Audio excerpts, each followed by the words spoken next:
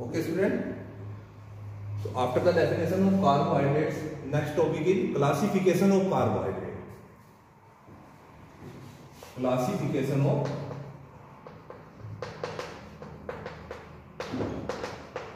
carbohydrates.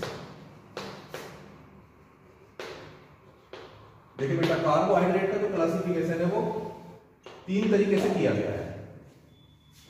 Carbohydrate को 3 तरीके से क्लासिफाइड किया गया है। यहां मैं चार्ट बना रहा हूं, इसी से आप पूरा समझ जाएंगे। कार्बोहाइड्रेट का पहला क्लासिफिकेशन होता है, एक तो on the basis of physical properties.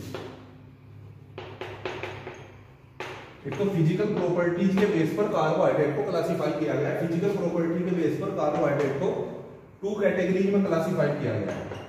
एक शुगर होते हैं, एक होंगे हमारे sugar, and secondly non sugar. देखिए, कुछ कार्बोहाइड्रेट जो मीठे होते हैं, स्वीट इन टेस्ट, क्रिस्टलाइन होंगे, चमक होगी जिनमें, दानेदार होंगे, ऐसे रगड़ने से चुभन महसूस होती है, वो शुगर कहलाते हैं। और शुगर के एग्जांपल आते हैं, जैसे हमारे शुगर में आ जाएगा आपका ग्लूकोज। ग्लूकोज मीठा होता है, ठीक है, या सुक्रोज,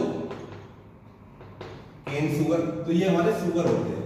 और कुछ कार्बोहाइड्रेट टेस्टलेस होंगे, अमोर्फस पाउडर फॉर्म में होंगे, और वाटर में इनसोल्यूबल या फिर पार्शियली सोल्यूबल होते हैं, तो वो हमारे आ जाते हैं नॉन शुगर में। For example starch. तो फर्स्ट क्लासिफिकेशन है फिजिकल प्रॉपर्टीज के बेस पर।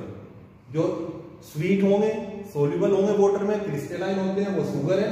और जो टेस्टलेस होंगे, वाटर में इनसोल्यूबल होंगे, अमोर्फस होते हैं, वो नॉन शुगर है। Now second classification of carbohydrate on the basis of reducing property. On the basis of reducing nature या रिड्यूसिंग प्रॉपर्टी।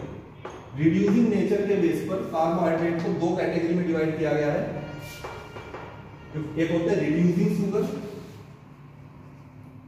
रिड्यूसिंग शुगर, और एक होता है non reducing sugar. Non reducing sugar. Reducing sugar किन्हें बोलते हैं? जो टोलन रिएजेंट, एलडीआर चैप्टर में पढ़ा था हमने, Tollens reagent and Fehling solution. तो जो टोलन रिएजेंट और फेलिंग सॉल्यूशन को रिड्यूस करते हैं, वो रिड्यूसिंग शुगर है। जो टोलन रिएजेंट फेलिंग सॉल्यूशन को रिड्यूस नहीं करते, नॉन रिड्यूसिंग शुगर है। और जनरली मोनोसैकेराइड भी आगे आएगा, मोनोसैकेराइड हमारे पास। तो जैसे ग्लूकोज, फ्रक्टोज, ये हमारे रिड्यूसिंग शुगर में आते हैं, टोलन रिएजेंट और फेलिंग सॉल्यूशन को रिड्यूस करते हैं। और नॉन रिड्यूसिंग शुगर में हमारे सुक्रोज, माल्टोज वगैरह आते हैं, ये टोलन रिएजेंट फेलिंग सॉल्यूशन को रिड्यूस नहीं करेंगे। नाउ थर्ड क्लासिफिकेशन, और ये सबसे ज्यादा इंपॉर्टेंट है, इस on the basis of, third जो हमारा क्लासिफिकेशन है वो on the basis of hydrolysis. Hydrolysis के बेस पर कार्बोहाइड्रेट को 3 कैटेगरी में डिवाइड किया गया है। फर्स्ट होते हैं हमारे मोनोसैकेराइड। जो हमारे रिड्यूसिंग शुगर है, जनरली वो मोनोसैकेराइड ही होते हैं, monosaccharide. Second oligosaccharide, and third is polysaccharide. देखिए, मोनोसैकेराइड क्या होते हैं? वे कार्बोहाइड्रेट जिनका हाइड्रोलाइसिस नहीं होगा, नो हाइड्रोलाइसिस, जिनका हाइड्रोलाइसिस नहीं होता, वाटर से जो हाइड्रोलाइज नहीं होंगे, वो हमारे मोनोसैकेराइड कहलाते हैं। और इन मोनोसैकेराइड को भी फिर हम 2 कैटेगरी में डिवाइड करते हैं, एल्डोज एंड सेकेंडली कीटोज। जिनमें एल्डिहाइड ग्रुप होगा वो एल्डोज जैसे ग्लूकोज, और जिनमें कीटोन ग्रुप होता है वो कीटोज जैसे फ्रक्टोज।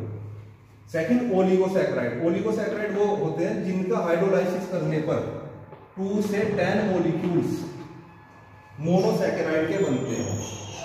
जो 2 से 10 मॉलिक्यूल मोनोसैकेराइड के बनाते हैं वो ओलिगोसैकेराइड कहलाएंगे।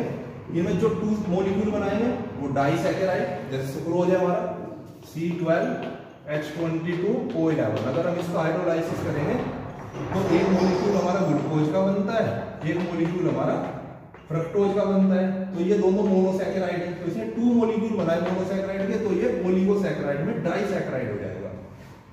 जो 3 मॉलिक्यूल बनाएंगे वो ट्राइसैकेराइड, 4 बनाएंगे टेट्रा, पेंटा, हेक्सा, इसके लिखे 10 तक होंगे। तो जो 2 से लेकर 10 मॉलिक्यूल बनाते हैं हमारे मोनोसैकेराइड के, वो ओलिगोसैकेराइड होंगे। नाउ थर्ड इज पॉलीसैकेराइड, जो more than 10 large number of monosaccharide molecule देते हैं हाइड्रोलाइसिस पर, वो पॉलीसैकेराइड कहलाते हैं। फॉर एग्जांपल स्टार्च, जैसे स्टार्च, अभी हमने आपको बता दें स्टार्च का जो फॉर्मूला होता है वो C6H10O5(N), तो इसमें वाटर ऐड करते हैं प्लस H2O, तो N मॉलिक्यूल वाटर के एसिड की प्रेजेंस में N मॉलिक्यूल ग्लूकोज के बनाता है C6H12O6।